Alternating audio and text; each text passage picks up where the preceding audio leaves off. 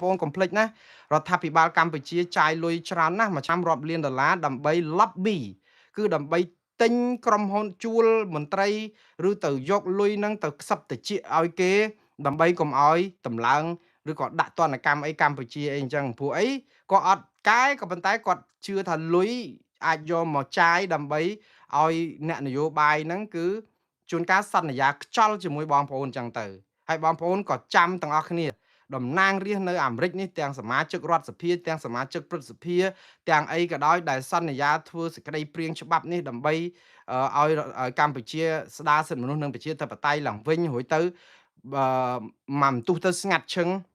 ត្រូវទទួលឲ្យអ្នកទាំងអស់នេះទទួលខុសត្រូវចំពោះអ្វីដែលគាត់សន្យាកុំសន្យាខ្យល់ឲ្យខ្លួនយើងនឹងក៏អញ្ចឹងដែរកុំថ្លៃទៅជាឧបករណ៍បំរើនយោបាយរបស់គេដែរជួនកាលទៅខាត់ពេលវេលាខាត់អីទាំងព្យុះទាំងភ្លៀងទៅបាតកម្មទៅតវ៉ាមុខស្អីគេវិមានរដ្ឋសភាអាមេរិកបានទៅហើយស្ងាត់ឈឹងគេធ្វើអីក៏តែយើងអត់ទៅតាមដានទៅសួរគេទៅដាក់សម្ពាធគេទៅអឺធ្វើម៉េចឲ្យគេថាសន្យាឲ្យធ្វើកុំចិត្តតែធ្វើចោលមានតែសេចក្តីព្រាងច្បាប់មួយសន្លឹកដាក់ចោល3ឆ្នាំអត់បានតាមដានអីចឹងអត់ទេជួនកាលយើងបង្កើតឲ្យមានក្តីសង្ឃឹមបែបคล้ายៗឲ្យប្រជាពលរដ្ឋអ្នកតស៊ូមតិដែរហើយយើងចំណែកនៅក្នុងការផ្ដល់សេចក្តីសង្ឃឹមคล้ายៗហ្នឹងព្រោះយើងខ្លាចជាឧបករណ៍នយោបាយរបស់តំណាងរាស្ត្ររបស់សហរដ្ឋអាមេរិកដែលមិនដឹងថាអាចគាត់លុះនៅក្នុងឥទ្ធិពលនៃការដែល lobby បញ្ចុះបញ្ចូលពីរដ្ឋាភិបាលគេចាយលុយច្រើនណាស់ដូច្នេះខ្ញុំមិនចោទប្រកាន់ទេក៏ប៉ុន្តែប្រជាពលរដ្ឋត្រូវតែធ្វើជាប្រជាពលរដ្ឋសកម្មនៅក្នុងការតស៊ូមតិឲ្យតំណាងរាស្ត្រហ្នឹងគឺត្រូវគោះទ្វារឲ្យបានញឹកញាប់បំផុតមិនឲ្យគាត់ទនេឲ្យជាសិទ្ធិស្របច្បាប់របស់បងប្អូននៅក្នុងការជួយផ្ទៀងផ្ទាត់គ្នាព្រោះរដ្ឋាភិបាលកម្ពុជាក៏គេប្រឹងដែរមិនមែនប្រឹងស្ដារសិទ្ធិមនុស្សនិងប្រជាធិបតេយ្យប្រឹងចាយលុយដើម្បីបិទមាត់កុំឲ្យតំណាងរាស្ត្រឬក៏អ្នកនយោបាយហ្នឹងនាំគ្នាធ្វើច្បាប់ដាក់ទណ្ឌកម្មកម្ពុជាតែប៉ុណ្្នឹងឯងហើយដល់ពេលហើយគេនិយាយថាអូរដ្ឋាភិបាលកម្ពុជាចឹងហើយគេមិនមែនធ្វើដោយក្រមប្រឆាំងដើរផ្កាប់បាយរដ្ឋាភិបាលកម្មករទេគឺសារបែបហ្នឹងរដ្ឋាភិបាលកម្ពុជាពេលដែលមកចាយលុយទប់កុំឲ្យគេដាក់ទណ្ឌកម្មកម្ពុជាគាត់ទៅអួតកម្មករថារដ្ឋាភិបាលប្រឹងណាស់កុំឲ្យគេដាក់ពន្ធកុំឲ្យគេដាក់អីហ្នឹងគឺដើម្បីឲ្យឆ្នាំងបាយនឹងនៅប៉ុន្តែមិនមែនទេបងប្អូនជាការធ្វើនយោបាយកុំឲ្យអំពើរំលោភបំពានស្ដារឡើងវិញដើម្បីបង្ក្រាបសម្លេងបងប្អូនអត់អាចតវ៉ាឡើងប្រាក់ខែអត់អាចតវ៉ាឡើងប្រាក់ឈ្នួលអត់អាចតវ៉ាឡើងប្រាក់អត្ថប្រយោជន៍អត់អាចតវ៉ាសេរីភាពអីសពបែបយ៉ាងមន្ត្រីពុកលលួយអីនៅតែធ្វើបាបប្រជាពលរដ្ឋអញ្ចឹងទៅយូរគេបតក់$2អញ្ចឹងទៅឡើងពី203មក205អញ្ចឹងពេលដែលតម្លៃសពសារពើនៅទីផ្សារឡើងដល់ណាណីក៏គេអត់ខ្វល់គឺគេយកអាហ្នឹងដើម្បីឲ្យចំណេញការលួចជាតិរបស់គេកាន់តែច្រើនបានជាបងប្អូនមើលឲ្យឆ្ងាយជាងហ្នឹងកុំពុលជាមួយនឹងសរង1 5ឆ្នាំទឹកត្រីទឹកស៊ីអ៊ីវមួយដបអីហ្នឹងហើយត្រូវចេះឆ្លាតវៃនៅក្នុងការដែលប្រើប្រាស់សិទ្ធិសេរីភាពរបស់យើង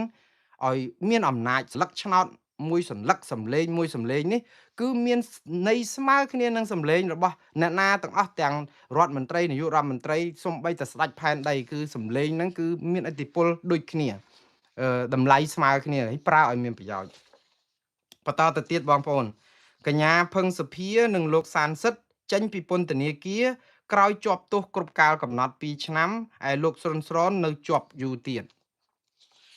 បងប្អូនឃើញលោកចៅវាចេញពីពន្ធនាគារឥឡូវនេះថ្ងៃនេះឃើញអឺផឹងសុភានិងលោក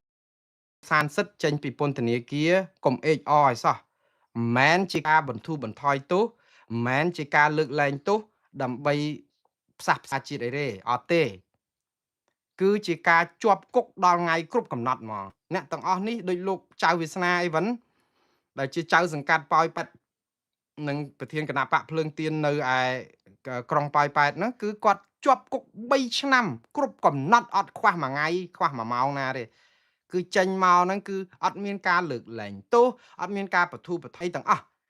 បើតាមពិតអ្នកទោសមនសិការតែជាប់គុកបានតែ2/3គេលើកលែងគេអីអស់ហើយមានប៉ុនមានទៀនអីទៅគេអនុគ្រោះគ្នាហ្មងគឺឲ្យជាប់ឲ្យរៀងចឹងហ្មងនឹងយើងហើយទៅសើភូមិឯណាណោះរដ្ឋាភិបាលខ្មែរនឹងចេញលិខិតទៅសើភូមិថាអូគេដោះលែងអ្នកទោសមនសិការរាប់ពាន់អ្នកហ្នឹងគឺជាអំពើដ៏ត្រឹមត្រូវតែខ្លួនឯងអត់ធ្វើទេ យើងទៅសើគេថាគេធ្វើត្រឹមត្រូវដើម្បីប្រាប់អន្តរជាតិថារដ្ឋាភិបាលកម្ពុជាថ្លៃថ្នូរណាស់មានសុជីវធម៌មានវិជ្ជាជីវៈណាស់គឺដឹងខុសដឹងត្រូវពេលគេលើកលែងអ្នកទោសអីអញ្ចឹងហើយនៅភូមាក៏យើងទៅអបអរសាទរថាទង្វើនឹងត្រឹមត្រូវតែអាខ្លួនឯងហ្នឹងអត់លែងខ្មែរគ្នាឯងទេទៅជាចេះវិញអញ្ចឹងដូចគ្នាភីហើយនឹងលោកសានសិទ្ធនេះណាជាប់គុកគ្រប់2ឆ្នាំថ្ងៃ23កក្កដាចាប់គាត់កាលពី2004ឥឡូវ24កក្កដា2006 2ឆ្នាំគត់ផ្ដន្ទាទោសជាប់គុក2ឆ្នាំដាក់2ឆ្នាំអត់មានផុតមកហើយផឹងសភាហើយនឹងសានសិទ្ធនេះគឺជាសកម្មជន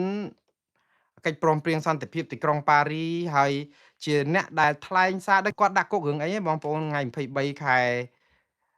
កក្កដាឆ្នាំ2024ហ្នឹងនៅសៀមរាបអាជ្ញាធរចាប់គាត់ដាក់គុកដោយសារពួកគាត់ធ្វើគាត់បញ្ចេញមតិរិះគន់គម្រោង CLV អំពីប្រយោជន៍និងអំពីគុណវិបត្តិនិងគុណសម្បត្តិនៃអាគម្រោង CLV វៀតណាមឡាវកម្ពុជាហ្នឹងអាគម្រោងដែលគេគិតថានឹងបាត់ដីខ្មែរបាត់អធិបតេយ្យខ្មែរហ្នឹងប្រជាពលរដ្ឋធ្វើបាតកម្មពេញផ្ទៃប្រទេសហើយទៅពេញផ្ទៃពិភពលោកឲ្យតែមានខ្មែរនៅហើយនៅស្រុកខ្មែរក៏គេយល់ដូច្នេះដែរដល់តែចុងក្រោយមករដ្ឋាភិបាលរងសម្ពាធខ្លាំងក៏ប្រាប់គេថាលុបកិច្ចព្រមព្រៀងហ្នឹងព្រមតាមគេដែរថាបើប្រជាពលរដ្ឋតវ៉ាយ៉ាងនេះលុបទៅដោយសាររងអធិពលលុបទៅអ្នកដែលជាប់គុកដោយសាររិះគន់គម្រោងហ្នឹងអត់ដោះលែងគ្នាយើងឲ្យគ្នាជាប់គុកពីរឿងរិះគន់គម្រោងដែលអត់ប្រយោជន៍ហ្នឹងវាប៉ះពាល់ដល់ប្រយោជន៍ខ្មែរយើងថាញុះញង់គម្រោងគេនឹងមានប្រយោជន៍របស់ខ្មែររដ្ឋាភិបាលធ្វើត្រូវប្រជាពលរដ្ឋខ្មែរយើងអ្នកអាមីអាថោងតែស្កនោះនិយាយពីទូងស្កដូរអា profile របស់គេនឹងសិតតែខ្ញុំគ្រប់គ្រងគម្រោង CLV ទាំងមន្ត្រីរាជការទាំងសកម្មជនអីពេញ Facebook និយាយពីឲ្យតារដ្ឋាភិបាលសេះរដ្ឋាភិបាលធ្លាក់លិមួកអីសេះមកហ្នឹងគឺរើសអាចដាក់ថង់យាមគ្រប់គ្នាយកមកទូលលើក្បាលគ្រប់គ្នាហើយដល់តែពេលរដ្ឋាភិបាលគេងាកមកឆាច់ថាអូគម្រោងហ្នឹងអត់ល្អទេមិនត្រូវទេលុបចោលវិញអូរដ្ឋាភិបាលហ្នឹងត្រូវហើយលុបចោលចឹងត្រូវហើយទៅទៀតអត់មានព្រលឹងនៅក្នុងខ្លួនរឿងគាត់អត់ព្រលឹងខ្ញុំអត់ស្គាល់ទេសំខាន់គឺបတ်ចោតដំបងគឺគម្រោងហ្នឹងគេរិះគន់ថាគេរិះគន់ខុសដោយសារគម្រោងហ្នឹងវាត្រូវតោះពេលឥឡូវអាគម្រោងហ្នឹងវាខុសទេលុបវាចោលហើយវាទៅជាអាអ្នកដែលនិយាយថាគម្រោងហ្នឹងខុសនៅតែជាប់គុកនេះស្រុកខ្មែរយើងវាអញ្ចឹងណាបងប្អូនស្តង់ដារយើងវាអញ្ចឹងគឺយើងចាប់គ្នាជាសត្រូវស៊ីសាច់ហត់ឈាមគឺឲ្យជាប់គុកឲ្យរៀងហ្មងហើយអ្នករៀងចាលមែនពួកគាត់សិនអ្នកទោសមនសិការអត់ដែររៀងចាលទេអ្នកនេះបន្តិចទៀតជាប់គុកទៀតហើយអត់រៀងចាលទេព្រោះអីតាទៅឲ្យពួកអត់ខុសហើយអញ្ចឹងគេឲ្យជាប់2ឆ្នាំ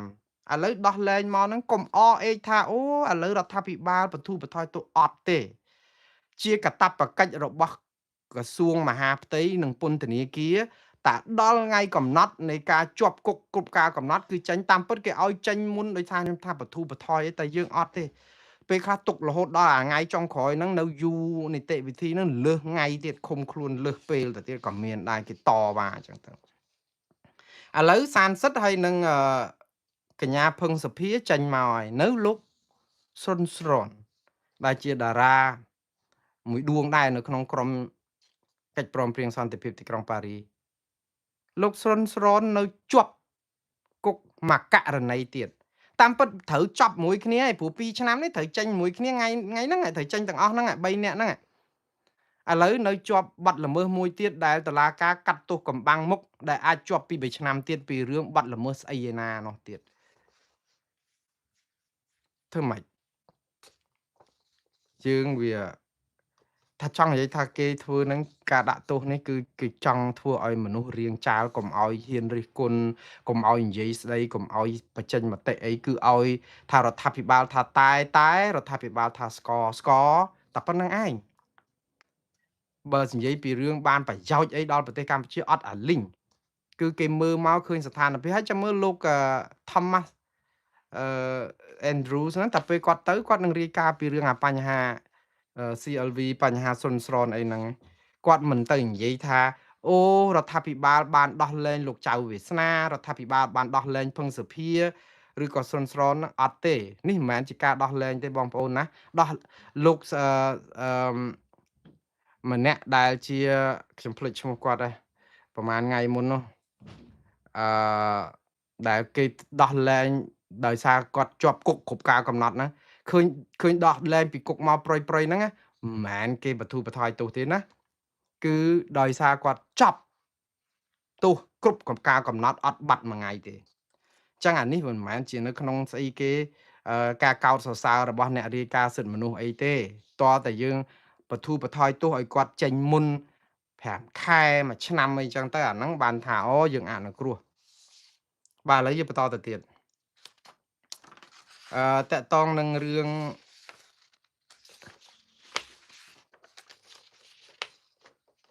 ក្រោយការរិះគន់ជំទិសនាយករដ្ឋមន្ត្រីខ្មែរថាចាប់មូដៃអាវដោះស្រាយបញ្ហាស្មុគស្មាញរឿងចុះបញ្ជីអាជីវកម្មខ្នាតតូចថ្ងៃនេះខ្ញុំឮលោកហ៊ុនម៉ាណែតដែលជានាយករដ្ឋមន្ត្រីកម្ពុជាក្នុងកិច្ចប្រជុំនៅទីស្តីការគណៈរដ្ឋមន្ត្រីជួបគណៈគាត់បដិញ្ញាមែនតើគាត់ថាគាត់មូអាវមូដៃអាវថាមូដៃអាវដំបូងគឺតាក់តងរឿង scam តាក់តងរឿងព្រំដែនតាក់តងរឿងអីចឹងឥឡូវមូដៃអាវចូលប្រឡូកឲ្យកប់នៅក្នុងការដោះស្រាយបញ្ហាចុះបញ្ជីអាជីវកម្មខ្នាតតូចហេតុអីបានជាលោកហ៊ុនម៉ាណែតថាគាត់មូដៃអាវចុះក្រសួងមន្ទីររងថ្ងៃធ្វើអីគេក្រសួងពាណិជ្ជកម្មក្រសួងពាក់ព័ន្ធនៅក្នុងការចុះបញ្ជីពាណិជ្ជកម្មបញ្ជីស្អីគាត់ធ្វើអីគេឲ្យប្រកាសនាយករដ្ឋមន្ត្រី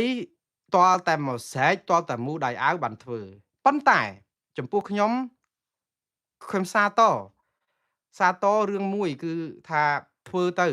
ប្រជាពលរដ្ឋកៅកាហាយខ្លោចផ្សាយយូរហើយរឿងអាគេហៅការិយាល័យបតៃអារឿងអូយគឺថាវាចាក់ស្រេះច្រើនក្រសួងទៅចុះគ្រាន់តែរបបបើកផលិតសាប៊ូមួយដបហ្នឹង14ក្រសួង14ស្ថាប័ននិយាយពីចេញពីមួយចូលមួយហើយខុសនេះខុសនោះនឹងបាច់បានធ្វើអីទេដោយសារអីបងប្អូនដោយសារយើងមានស្ថាប័នមានក្រសួងមានមន្ទីរមានអនុគណៈកម្មការមានស្អីនឹងវាច្រើនពេក31ក្រសួងមន្ទីរហើយហ្នឹងដល់អញ្ចឹងអាការងារនឹងចែកលុយគ្នាចែកតួនាទីគ្នាតាមនឹងអញ្ចឹងទៅធ្វើឲ្យរឿងដែលត្រូវដូចថាអានេះគេថាទឹកបើពេលវាហូរវូហ្មងចូលដល់ពីងយើងណាវាអត់មកវានៅមានកលិចកលាក់កលុកកលោច្រូចនេះនិចដូចថាអស់អាលីងដោយសារអីដោយសារក្រសួងមន្ទីរនឹងនាំគ្នាចាប់បន្តិចមកច្បេកដូចថាបំពង់ធំមួយមកអញ្ចឹងយើងនាំគ្នាចោះប្រហោងបន្តិចទៅដាក់ក្បាលរមណីចូលផ្ទះយើងខាងនោះតទៅនេះបន្តិចខាងនោះតអីទៅសយោនឹងវាសពីងសពងពេកទៅដល់ពេលចុងក្រោយអាទឹកដែលចូលដល់ក្នុងពីងធ្លាក់មកបានមកតំណក់គុតពួកខាងនោះយកអស់អាលីងហើយវាអញអញ៉ៃចឹងហើយរឿងនេះគេនិយាយឡើងសោះខ្ចល់ហើយរដ្ឋាភិបាលអត់ធ្វើពួកអីគាត់ធ្វើអត់កើតមិនគាត់មិនចង់ធ្វើទេខ្ញុំមិនជឿថាមេដឹកនាំណាដែលចង់ឃើញបញ្ហាទេប៉ុន្តែគាត់អត់ធ្វើកើត